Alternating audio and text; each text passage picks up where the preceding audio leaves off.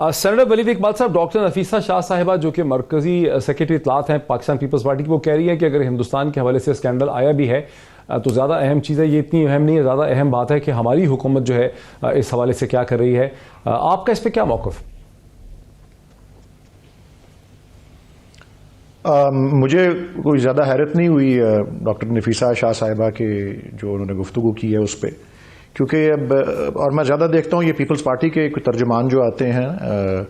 जिन programmes में मैं शरीक होता हूँ, उनका एक रटा रटाया स्क्रिप्ट है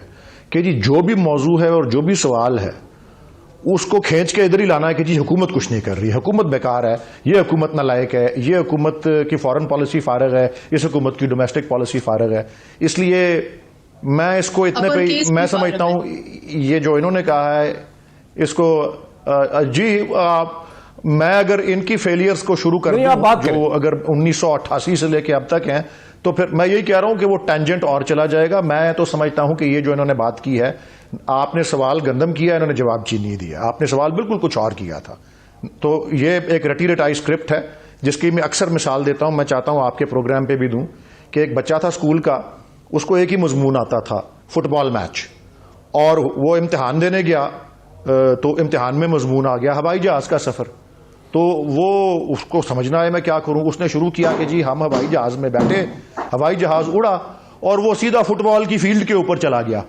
और आगे सारा मजमून का फुटबॉल की फील्ड मुझे हवाई जहाज से नजर आ रही थी और वहां ये मैच हो रहा था, फलाने इतने गोल किए, वो सारी बात इस तरह ही। वो इन्होंने भी माशाल्लाह, ये तो इंचार्ज है ना उस शोबे की, तो इन्होंने भी यही टेंजेंट जो है ये ले लिया है। ये बात देखें, ये बात इस हद तक मैं इनसे एग्री करता हूं कि hybrid war, 5th generation warfare का ये क्लासिक एग्जाम्पल है। ये डिसइंफॉर्मेशन और ज़राए अब्लाग जिस नहज पे पहुंच गए हुए हैं उनका ये इस्तेमाल, लेकिन जहां इस तरह की ज़राए अब्लाग का ये नाजायज़ इस्तेमाल, ये मिसलीडिंग यानी धोखेबाज फरेबी अंदाज जो है, जिस तरह आजकल के ज़राए अब्लाग ने ये इनेबल करने का, ये मुमकिन बनाने का तरीका दिया हुआ है हिंदुस्तान जैसी मकार फाशिस्ट गवर्नमेंट को, वहां दूसरों को हमारे समेत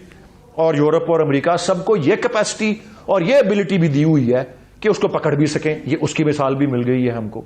सो आई थिंक दुनिया के सामने ये अयां जरूर हो रहा है कि किस तरह के हथकंडे जो हैं हिंदुस्तान इस्तेमाल करता है। आपका सवाल ये था कि क्या पाकिस्तान के लिए तशवीश का बायस है कि पाकिस्तान, अगर यूरोप में ऐसी पेनिट्रेशन हो गई है तो पाकिस्तान के अंदर जो है मीडिया के अंदर, एनजीओज के अंदर और सिविल सोसाइटी के अंदर, देखें इसके बारे में थोड़ा सा मुश्किल है इसको असेस करना, इसलिए क्योंकि जहां किसी को धोखा दिया जा रहा हो, जहां कोई मिसलीड हो रहा हो, जाहिर है वो एक और चीज होती है। वैसे मैं इस बात पे मुझे पूरी तसल्ली है कि पाकिस्तान के लोग, पाकिस्तान के अवाम, पाकिस्तान के जो ज़राए अब्लाग के, मीडिया के, सिविल सोसाइटी के लोग हैं, वो इतने कच्चे नहीं हैं, वो बड़े रेजिलियंट हैं और बड़े समझदार हैं। मैं वंस अगेन ये जरूर कंसीड करूंगा कि बहुत सोफिस्टिकेटेड धोखेबाजी का तरीका हो तो उसमें तो कोई आप मैं सब उसमें शिकार हो सकते हैं, लेकिन जिस तरह से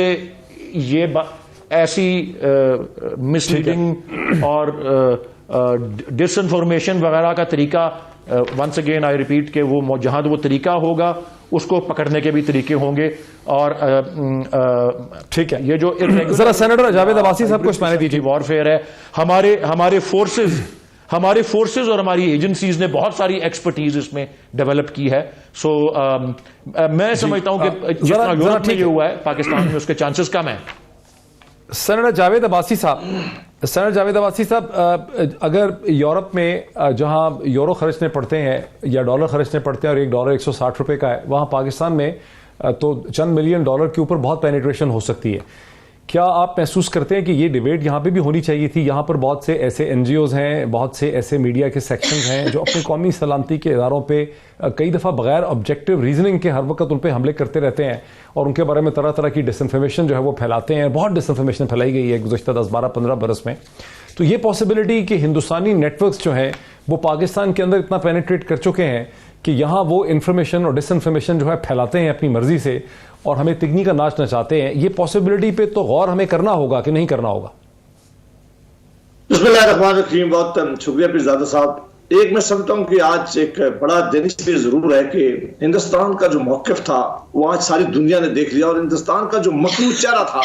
वो आज सारी दुनिया को नजर आया है कि किस तरह वो ह्यूमन राइट की वायलेशन करता रहा है, किस तरह वो चीजों को मैनिपुलेट करता रहा है, किस तरह वो दुनिया को मिसलीड करता रहा है और दुनिया के सामने झूठ पेश करता रहा है। मेरा ख्याल है कि आज इस तरह बड़ी जो आज ये रिपोर्ट आने के बाद इंडिया जो बेनकाब हुआ है अपनी खारजा पॉलिसीज में, अपनी हरकतों में, अपनी इन जो उन्होंने जो नेटवर्क बनाया हुआ था स्पेशली जो ब्रसल में और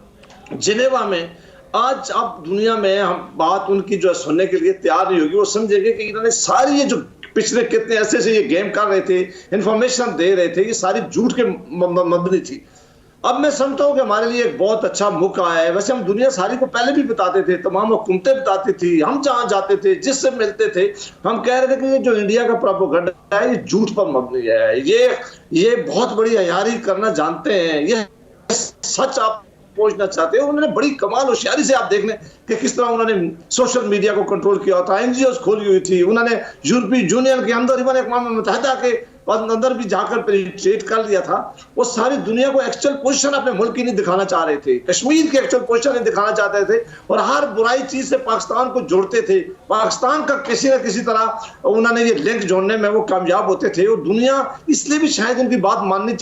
जा रही थी कि चारों तरफ से जो इन्फॉर्मेशन दुनिया में फैलाई जा रही थी वो सारी गलती पे थी, वो सारी झूठ था, वो सारा मनगढ़ंत प्रोपेगेंडा था, लेकिन इन्फॉर्मेशन वहां से आ रही थी। तो मैं इस लिहाज से समझता हूं कि आज हिंदुस्तान को जितना बड़ा दुनिया के सामने रसवाई हुई है, दुनिया के सामने उनका जो मकरू चेहरा है, दुनिया ने आज जब देखा है कि वो झूठा प्रोपेगेंडा करते थे, अब उनकी सच्ची बात को भी दुनिया सोचेगी कि ये शायद उसी का एक नतीजा है। अब जरूरी है कि आपने सवाल पूछा, पाकिस्तान के अंदर भी बिल्कुल देखने की जरूरत है, देखना चाहिए। पाकिस्तान के अंदर चूंकि